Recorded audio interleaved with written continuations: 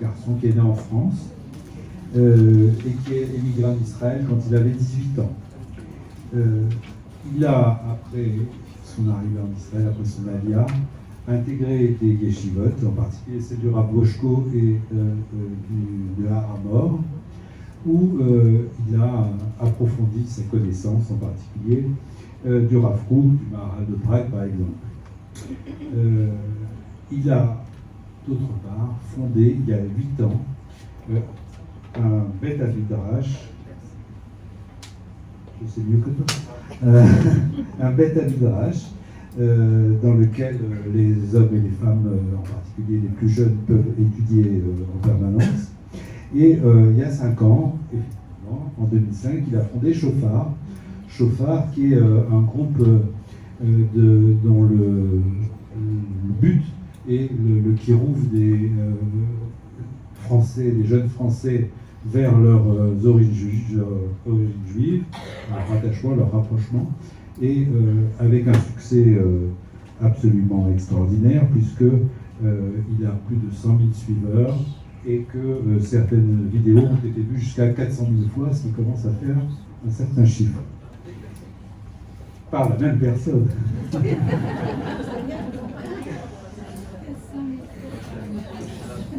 Donc il s'adresse en particulier à la jeune génération, mais pas que. Et un de ces credos dont il va nous parler, c'est que la tradition juive est importante pour la totalité du peuple juif, et que plus on avance dans la connaissance de ce qu'est le judaïsme, et plus on s'intègre à ce peuple et on fait partie de l'histoire. Gabriel, à toi la parole. Bonsoir, merci beaucoup de l'invitation. Alors, petit florilège.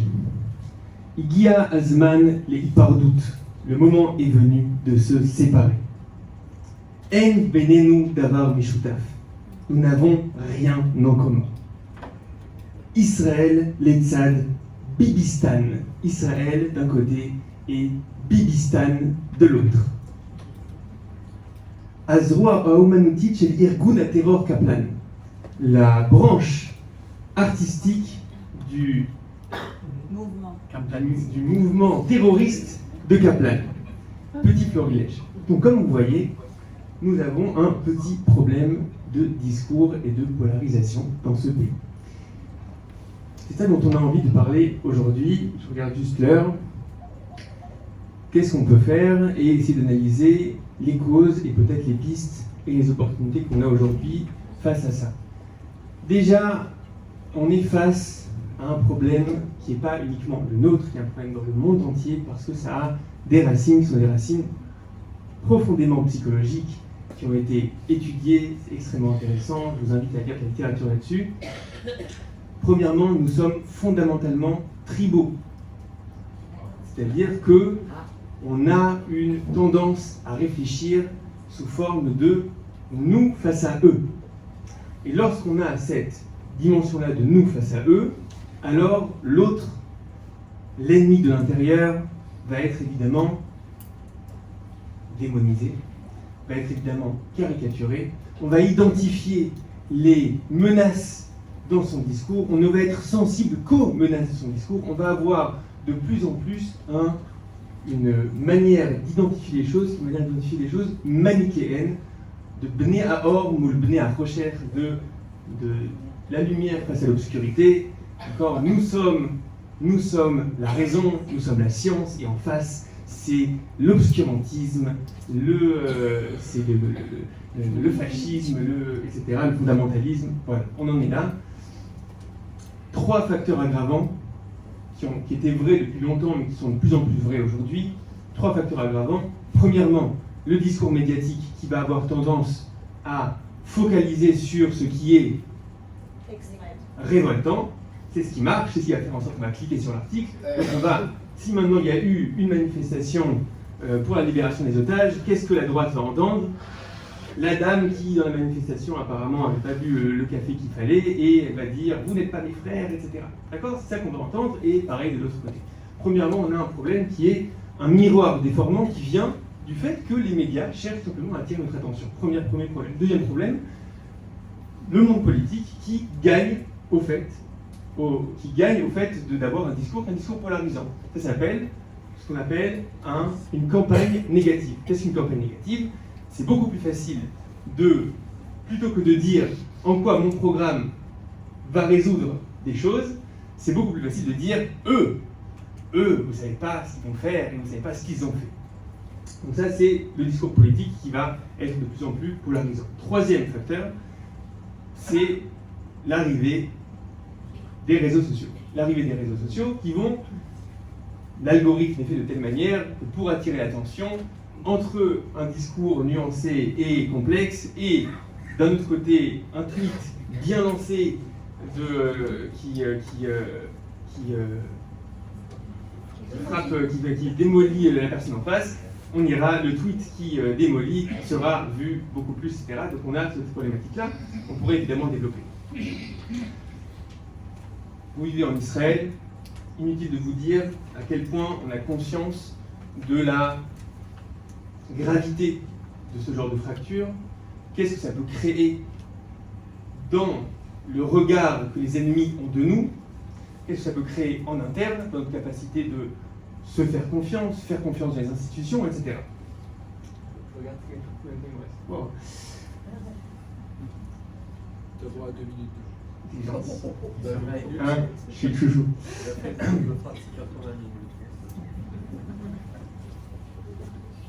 Donc, ce que je veux dire ici, c'est qu'on est face à des problématiques qui sont des problématiques de fond, systémiques. C'est pas juste parce que on n'a pas suffisamment écouté d'éducation civique. C'est des problèmes systémiques de fond qui ont un rapport avec la démocratie, qui ont un rapport avec la psychologie humaine.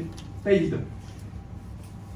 Pour autant, je pense que la société israélienne et le peuple juif de manière générale a peut-être une opportunité de donner un espèce de fight back, d'essayer d'apporter un autre souffle à cette problématique-là de fracture. Le 7 octobre, je vais vous raconter une histoire. Le 7 octobre, deux frères qui habitent à Otniel, les frères Kalmenzon. Si vous ne connaissez pas, c'est que vous ne regardez pas assez Chauffard, et honte à vous. Les frères Kalmenzon, deux frères qui vivent à Otniel. Otniel, si vous ne savez pas, c'est un charmant petit village à côté de Hebron. Deux frères, la quarantaine, mariés, plein d'enfants, etc. Assez vite, l'un des frères a des indications qu'il se passe quelque chose de grave dans le sud, parce qu'il fait partie de différents cercles de sécurité, etc. Il dit, celui qui veut vient avec moi, son frère vient avec lui, son neveu qui avait une vingtaine d'années dit elle vient avec eux, ils foncent, ils arrivent à Be'eri, à ce moment-là l'armée commence à arriver, il y a énormément de terroristes qui sont rentrés dans Be'eri, l'armée, sa Torah Lechima, sa manière de gérer la situation, c'est on ne fait pas sortir de civils tant qu'on est encore dans ce qu'on appelle Eshraya, quand on est encore dans un champ de tir face aux terroristes, parce qu'on ne peut pas sortir des civils qui sont a priori plus safe dans leur maison. Sauf qu'à l'époque, ils ne savaient pas exactement ce qui se passait dans les maisons. Mais c'était ça la vision de ça à ce moment-là. Eux, ils arrivent, ils ne savent pas trop quoi faire, on leur donne pas trop de trucs, ils arrivent à trouver une espèce de voiture blindée et ils commencent à faire des allers-retours et à sauver les gens dans les maisons. Ils reçoivent par le WhatsApp de Be'eri, ils reçoivent les localisations et ils vont un par un, ils vont sauver 100 personnes de Be'eri. Et l'histoire qui est l'histoire connue et qui apparemment s'est retrouvée dans énormément de configurations, c'est lorsqu'ils toquaient aux portes et qu'on ne leur ouvrait pas, ils disaient Shema Israël et on leur ouvrait. Ces moments-là, c'est des moments qui peuvent former un ethos commun. C'est quelque chose qui nous fait un petit peu, qui brise ce mirage, ce miroir déformant, cette pseudo-polarisation, et où d'un coup on se rend compte que les entre guillemets colons de Niel vont sauver leurs frères de Be'eri qui peut-être votent pas comme eux, et finalement ce qui va les rapprocher, c'est le cri de Shema Israël. C'est ce qui s'est passé le 7 octobre. On a vécu ça pendant 2 ans. Pendant 2 ans, ouais, 34 secondes, ça va pas être suffisant. Pendant 2 ans, une grande partie de la génération entre 20 et 45 ans a combattu ensemble, a dormi les uns sur les autres, a été dans une proximité pas possible, Et cette chose-là, c'est une isdalmut, c'est une opportunité incroyable en tant que peuple. C'est-à-dire que je pense que dans la plupart des pays où on voit cette dynamique de polarisation qui va en s'aggravant, là on a une brèche. On a une brèche parce que tout simplement on a vécu ensemble pendant 2 ans, on a combattu ensemble pendant 2 ans. Et donc on s'est rendu compte qu'au final, je suis beaucoup plus proche de la personne qui est en face, qui vote pas comme moi. Que la diabolisation qu'on m'avait dit sur les sionistes religieux, ou sur la gauche, etc., était complètement fausse, non complexe, non nuancée, etc. On a vécu ça de manière directe. Donc on a ici une opportunité qu'on doit saisir. Elle doit être suffisamment forte pour que ça devienne une espèce de cri de réveil, comme une urgence nationale de « on doit changer le discours ». J'aimerais donner 5 principes rapides, parce que je n'ai pas beaucoup de temps, pour peut-être essayer de changer le discours. Premièrement, ça va passer par l'éducation à la valorisation des différentes sensibilités. Et pour ça, on a la chance, dans la tradition juive, dans le message juif, c'est quelque chose qui est extrêmement présent. La dimension de 12 tribus, et le fait qu'il faut que les 12 tribus ne sont pas les mêmes, mais elles sont toutes représentées dans le pectoral du Kohen. Les lettres qui sont sur le pectoral, les différentes lettres vont s'allumer. Donc la vérité est composée des différentes identités. C'est des choses qu'on retrouve énormément dans nos sources. Cette capacité de dire j'ai besoin d'un pluriel, j'ai besoin qu'il y ait différentes voix qui s'expriment. C'est important qu'il y ait ces différentes sensibilités-là qui s'expriment. Je fais ça très rapidement, mais c'est quelque chose qu'on doit réussir on doit éduquer à la valorisation des différentes sensibilités. Premièrement. Deuxièmement, je fais ça vraiment trop vite, je suis désolé. Deuxièmement, revenir à un discours qu'on appelle en hébreu ignani, c'est-à-dire constructif. Faites un exercice. Lorsqu'il y a un débat politique entre 2 copains, entre 2 personnes, faites attention, regardez. Si on parle du passé, ça part en vrille. Ok ? Parce qu'on est chacun dans un narratif différent. D'accord ? C'est à cause de lui, mais tu ne te rends pas compte, mais etc. D'accord ? Si on parle du futur, et qu'on est dans une démarche de qu'est-ce que tu proposes, qu'est-ce que je propose, et en quoi ça peut se croiser ou pas, directement le discours devient constructif et intéressant. Ok ? Gardez ça en tête. Troisième chose, créer un tabou. Si on veut réussir à changer au niveau des politiques, les politiques, ils ont un sens de l'odorat assez fort de qu'est-ce que le public aime ou n'aime pas. Si ça devient un tabou d'avoir un discours qui est un discours diabolisant et un discours disqualifiant, alors peut-être que quelque chose changera. Il y a un projet très beau de la mère de Ben Zussman. Ben Zussman, c'est un soldat qui est tombé. Sarit Zussman, merci, qui a un projet qui s'appelle Hadibour. Vous pourrez regarder sur Facebook ou sur les réseaux sociaux. Chaque semaine, ils disent qui sont les journalistes qui ont eu le discours le plus polarisant et qui sont les politiques qui ont le discours le plus polarisant. Dans le sens, on vous voit, faites attention. On sait que vous êtes en train de nous mettre en danger. C'est un danger que de polariser la société israélienne. On sait que vous faites ça pour des raisons électorales. C'est un danger, on doit rendre ça tabou. Quatrième chose, évidemment, ne pas juger un groupe par ses extrêmes.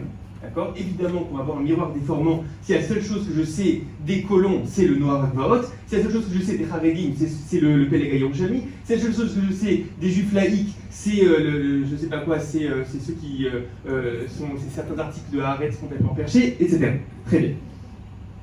5e point, et je m'arrêterai là, privilégier les formats médiatiques qui sont des formats qui permettent une expression profonde et nuancée. Il y a eu l'arrivée des podcasts, pour moi c'est quelque chose qui à mon avis est très important. Ça permet d'écouter jusqu'au bout, d'entendre une cohérence. On n'est pas dans des espèces d'interviews insupportables où les gens se coupent. On privilégie ces nouvelles formes de débat, ces nouvelles formes de discours, et j'espère qu'on sera capable, en tant que société, de prendre ces 2 ans, avec toutes leurs difficultés, de prendre ces 2 ans pour donner une nouvelle forme finalement au discours dans la société israélienne.